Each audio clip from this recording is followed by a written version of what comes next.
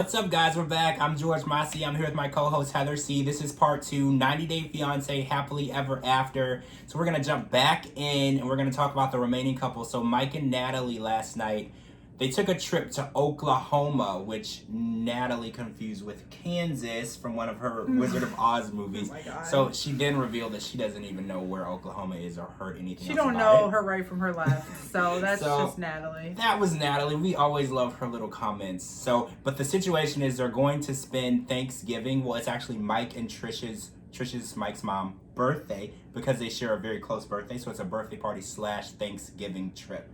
So Natalie is super nervous because she knows Trish is not a fan. Not only is she not a fan, Trish did not attend the wedding, and she actually asked Tamara to stop the wedding proceedings during the wedding, not even physically there. She wanted Tamara to just end it. So this trip is going to be trying. I feel like this is going to be a dragging session. I feel like Trish is going to turn on her monster-in-law, and she's really going to let Natalie have it. So Natalie, I think she has a right to be nervous.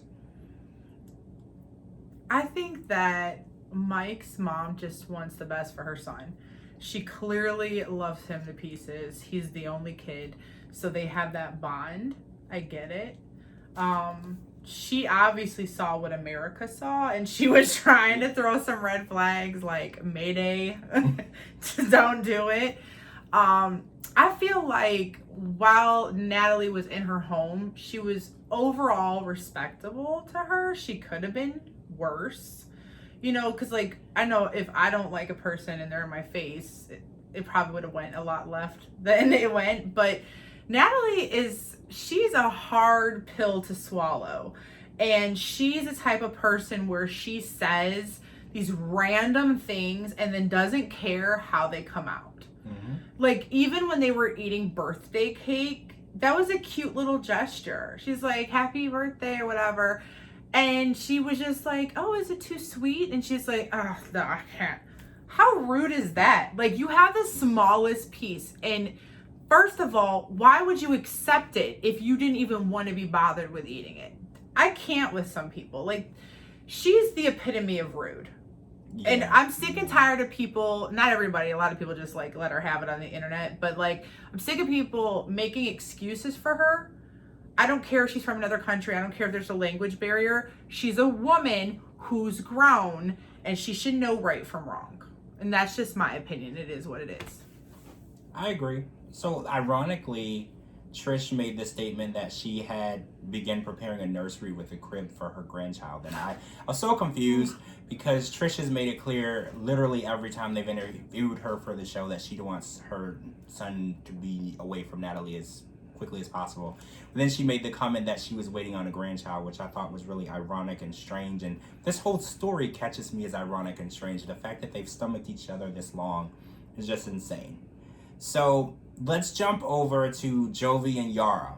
So we saw that Yara reluctantly left Mila with Gwen, which is Jovi's mom, for their night out, like a date night.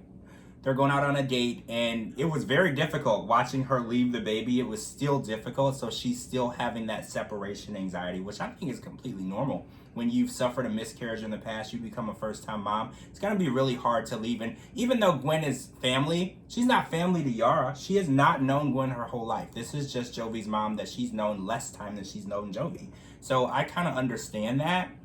But Jovi had to ruin it because during the dinner, Jovi said, oh, by the way, I've kept a secret from you. I'm going to be leaving for work in a couple of days. And if you remember earlier in last season for 90 Day, he did the same thing. He never keeps her in the loop. He hides things from her and then he drops bombs on her right before he has to leave.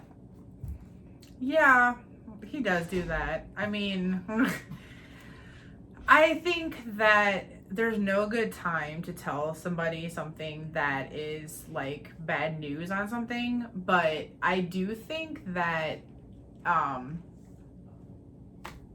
I don't know what I'm trying to say. Like Jovi, he just needs to know better. He has to do better. Like keep your wife in the loop and just give her the common courtesy. She has to be informed. She's the mother of your child. She's your wife. She needs to be informed. She needs to know exactly what's going on. She's not a single mom. Don't tell her, hey, I'm going to be gone for a couple months. Figure it out. Be more supportive.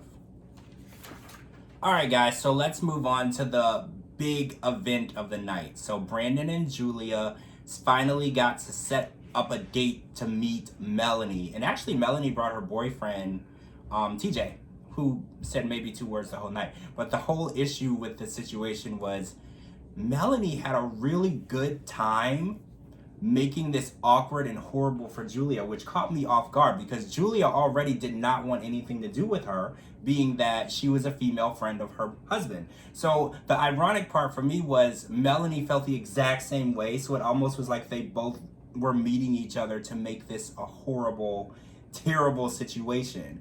And it exploded so quickly. Yeah, I think that the girl, it kind of reminded me of the Rebecca and Zaid situation where the girl didn't mean any harm, but she did. She was being a female. I think that this girl was being a little too friendly because why did you have to bring up the, oh my God, do you remember that one time when we were watching a movie? And do you remember that one time when we ate cookies together? Like, come on. First of all, your boyfriend's next to you. Second of all, that's his wife and you're a female. So if the tables were turned, would you like it if you were put in that predicament? No, you wouldn't.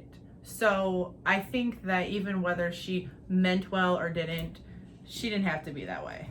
Oh, well, she did not mean well. She enjoyed it. She loved it. Every jab got worse. And it even got to the, you're using him for a green card. It started out friendly, like, how'd you meet? What made you want to be with him? Why would you?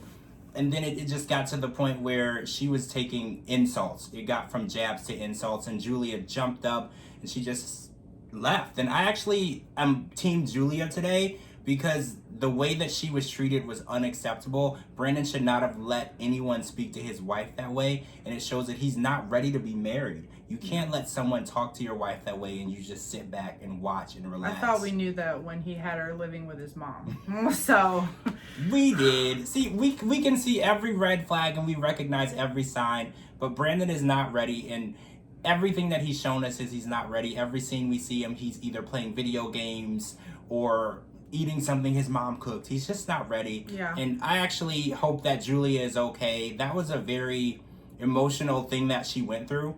To be in a place where you know no one at all except your husband and his mom and his dad, and to have someone come and be so territorial over your husband was very, very strange. And hopefully that doesn't take a toll on their marriage and they can get through it. And Brandon has to learn he has to put Melanie in her place. And TJ should have did it too. Yeah. Why was Melanie able to behave that way with 2 men at the table and no one said, hey, don't be disrespectful to this guy's wife? Yeah.